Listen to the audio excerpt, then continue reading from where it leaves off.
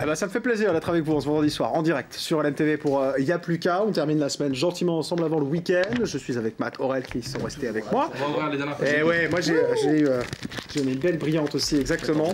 Et puis, j'en veux bien une. on a un artiste qui est avec nous. J'en ai plus 5 là. Je sais pas s'il aime les comics, parce que son travail n'est pas très... Voilà, on va voir dans un instant. C'est Eric Ozé, bonsoir. Franck, hein, pour les intimes, c'est ça? Oui. Voilà, bienvenue sur le plateau de Y'a plus qu'à. Pourquoi avoir choisi ce nom compliqué, Franck, que j'arrive pas à dire comme il faut? Alors, Eric Ozé, c'est le nom d'un héros d'un roman. Je lisais donc ces fameux romans lorsque j'avais 14-16 ans. Ouais.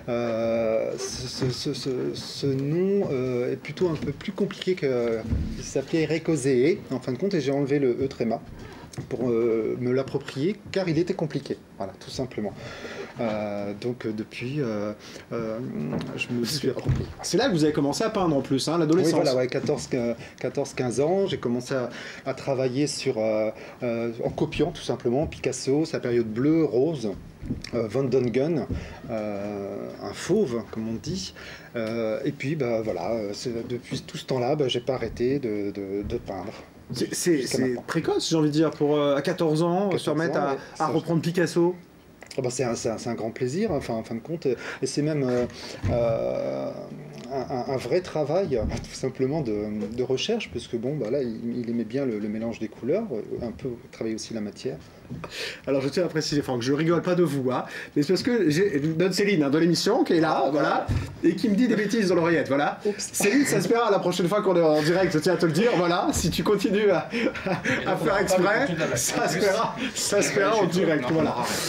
Excusez-moi, Franck, elle n'est pas sérieuse, hein, on l'a vu passer là tout à l'heure, mais enfin, c'est grâce à elle que vous êtes là ce soir, on va pas trop lui en vouloir. Moi, ça me fait plaisir d'avoir des artistes qui sont là. Alors, comment on pourrait décrire votre travail? Parce que c'est toujours très compliqué de décrire son travail au final. Alors, je me situerais dans un mouvement qui existait, qui a été en tout cas mis en avant en 1948, l'expressionnisme abstrait. Alors, c'est un peu compliqué.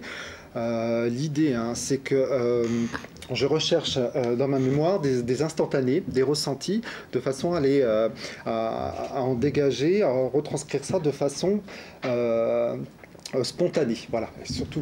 Vous devez aimer l'Expo Cobra qui est en ce moment au musée de TC, vous l'avez vu ou pas? Exactement, oui, j'y suis allé 2 fois. C'est un courant qui est quand même, qui est très court, hein, comme courant, qu'on connaît peu, mais l'Expo est très très belle, et quand même il y a des choses qui peuvent évoquer votre travail. Oui, voilà, c'est un travail spontané.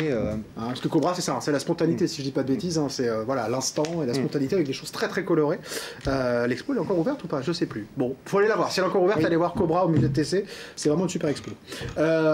Du coup, voilà, on a vu quelques exemples qui sont passés sur l'antenne. Ce travail abstrait, comment ça vient? Parce que moi j'ai toujours cette interrogation bête, parce que à la limite quand on veut représenter quelque chose, on peut se dire voilà, je vais travailler pour représenter quelque chose, pour apprendre à faire un paysage, dessiner quelqu'un, etc. C'est ce que j'enseigne d'ailleurs. Voilà, mais ça paraît plus bizarre ou plus compliqué, pas bizarre quand on n'est pas artiste, en tout cas de se dire bah ouais, mais je vais faire quelque chose qui en fait ne ressemble à rien, donc comment on travaille quelque chose qui n'est pas représentatif justement? Alors évidemment... comment on apprend à ne pas représenter quelque chose? C'est quand même particulier. C'est un travail qui est plutôt lié à tout l'ensemble de sa pratique. Voilà, ça va faire maintenant 27 ans que j'expose. Je travaille aussi avec mes élèves, j'ai un travail personnel, c'est-à-dire en fin de compte c'est l'accumulation de tout ça qui fait qu'à un moment donné, j'ai dépassé le figuratif pour pouvoir essayer de ressortir quelque chose de plus personnel, évidemment. Mais vous avez commencé avec le figuratif, même si Picasso, c'est pas le plus figuratif. Mais même encore maintenant, il figurait quand même des choses. Voilà. Même encore maintenant, il m'arrive aussi de militer pour tout simplement une cause, les animaux en voie d'extinction, où je travaille sur des grands formats, des grands portraits d'animaux sauvages de 2 mètres, des grands formats de 2 mètres. Donc je suis toujours en lien avec le figuratif et j'utilise ça en fin de compte pour essayer d'aller plus loin dans ma démarche artistique. C'est jamais très simple, parce qu'il y a aussi un travail d'accident maîtrisé. Alors ce mot-là vient pas de moi, il vient de malheureusement un artiste qui est décédé il y a pas longtemps, Bernard Coura. Je lui rends hommage. Il me l'avait parlé de ce terme-là et je me suis intéressé à ça, cet accident maîtrisé.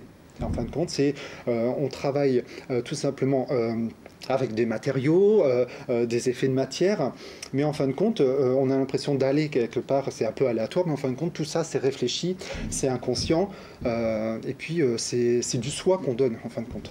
Et de la passion. Allez là, la passion bien présente. Ne bougez pas, Franck. On va faire un petit tour par le figuratif des comics, et j'espère que ça va vous plaire également. Une petite virgule, et c'est la sélection comics de Matt, évidemment.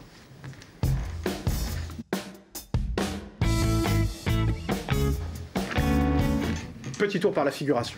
Oui, j'ai collé mes images dont on parlait tout à l'heure. Vous avez eu des belles images dans vos... Moi, j'ai la 180, 180, 123. On va faire très court sur des échanges tout à l'heure. Ce produit. Bon, je vais surtout récupérer mes images, vous êtes mignons.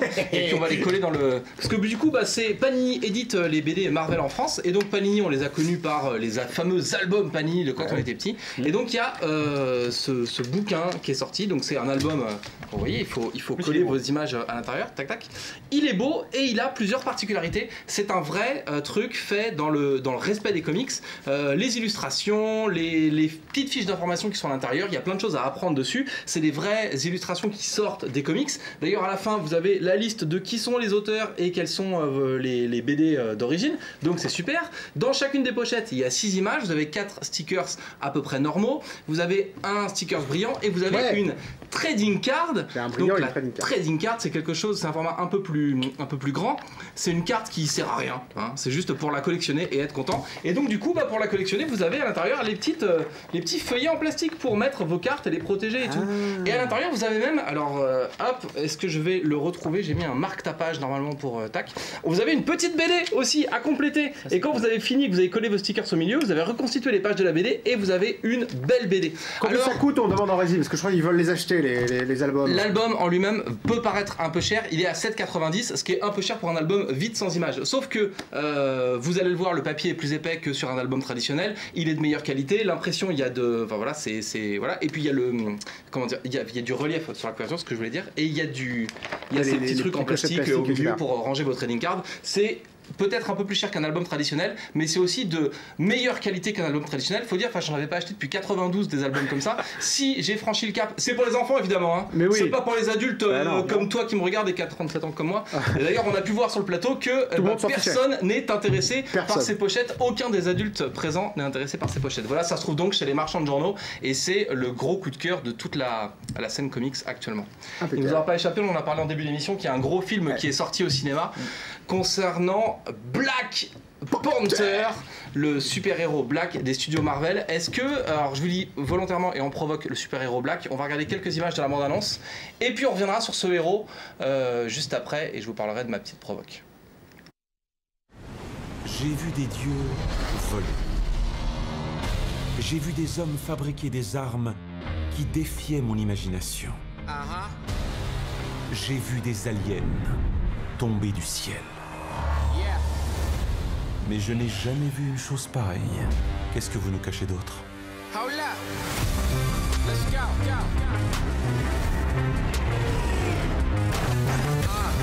Enfin chez nous.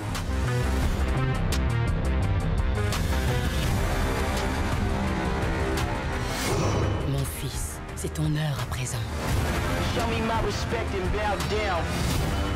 C'est à toi de choisir. Quel genre de roi tu veux devenir? Ne reste pas figé. Je ne suis jamais figé.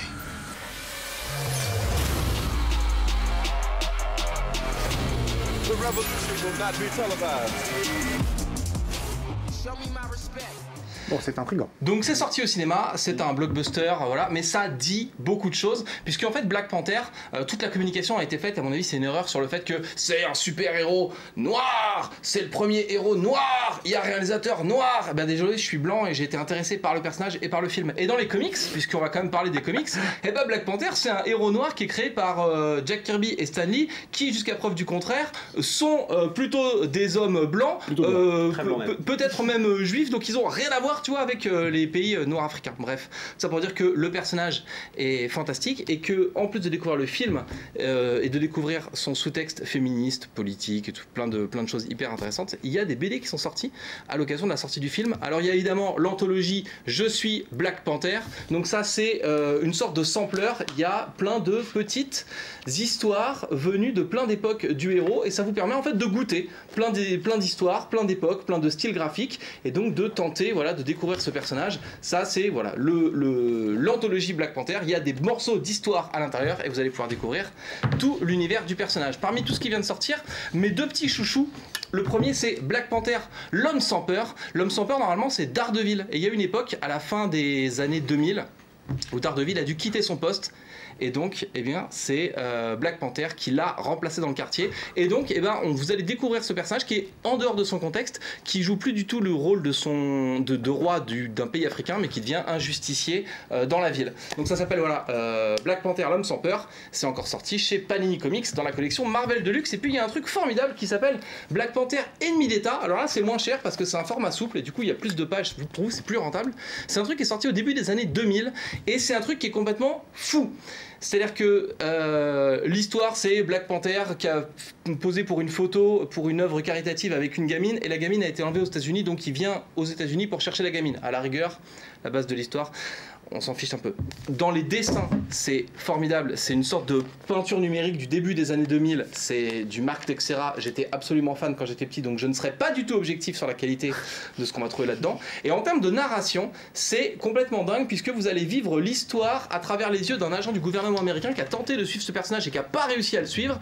Et puis il y a plein de choses bizarres qui vont se passer, par exemple au cours d'une mission, il va perdre son pantalon, et puis l'agent américain, hein, et puis quelques minutes plus tard, le diable va arriver parce que il cherche Black Panther et donc eh ben, le type se retrouve largué dans sa chambre d'hôtel en caleçon parce qu'il a perdu son pantalon et assis à côté de lui sur le canapé il y a le diable qui va finir par prendre pitié de lui et lui filer un pantalon pour donner un peu l'état d'esprit un peu foutraque de cette série. C'est ça. Formidable, ça s'appelle Black Panther ennemi d'État. Et si vous voulez en savoir plus sur Black Panther, il y a forcément, le numéro de Comics Mac qui vient de sortir et que vous trouvez dans tous les bons cinémas et les bonnes librairies BD de la ville du Mans. Les bons cinémas parce qu'il n'est pas dans tous les cinémas. Hein, et ben, il est dans les deux cinémas du Mans qui projettent Black Panther en fait, au Colisée et au Pâté. Et on vous le trouvez aussi à l'Intrépide, à la librairie Bulle ou au Cups Coffee Shop rue Saint-Martin, à côté de la place de la République. Comment j'ai fini à toi, Jean-Christophe.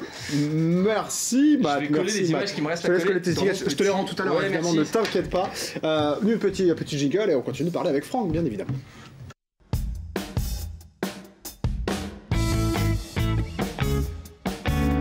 Black Panther, sympa quand même, ça me donne envie. Moi. Je connais pas du tout, hein, je vous avoue, mais ça me donne envie. Moi, chaque fois que tu m'en parles, il y a tellement de passion que ça me donne envie. Que ce soit pour aimer le film. Exactement. Je lisais Speedy et Strange lorsque j'étais petit. Bon, alors on peut continuer à parler ensemble. Vous pouvez rester sur ce plateau, Franck, pour présenter votre travail. Il y a des expos bientôt qui arrivent. Oui, actuellement. Ce qui est sympa, c'est d'aller voir votre travail, évidemment. Oui, je devrais être actuellement à un vernissage, celui du Salon de la Doutre, là tout de suite. Mais j'ai préféré venir vous voir. Bah, c'est gentil.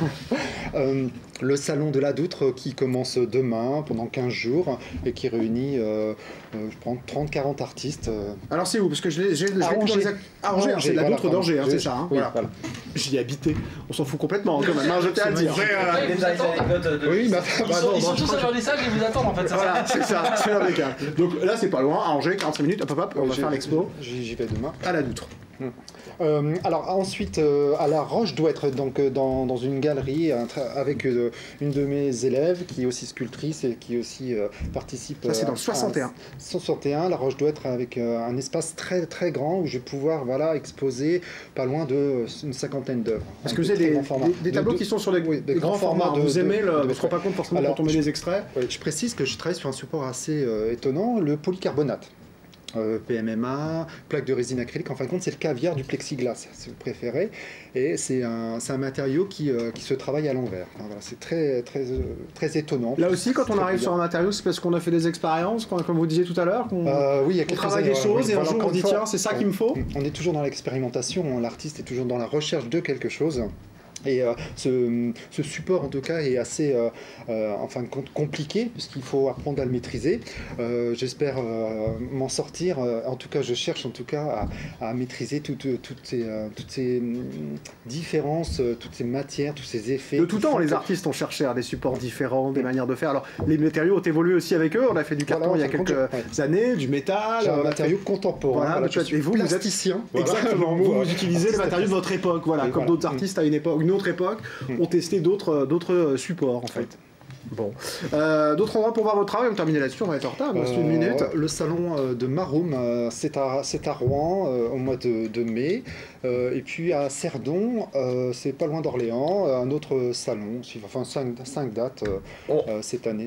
On donne votre site internet, comme ça, voilà. Actuellement, il est à l'antenne, comme ça, on peut aller découvrir votre travail, évidemment, visuellement sur l'ordinateur, mais j'ai envie de dire aux gens, évidemment, allez voir physiquement les œuvres, évidemment, c'est quand même bien l'intérêt, aller découvrir un artiste, ça, c'est toujours une belle rencontre et un bon moment.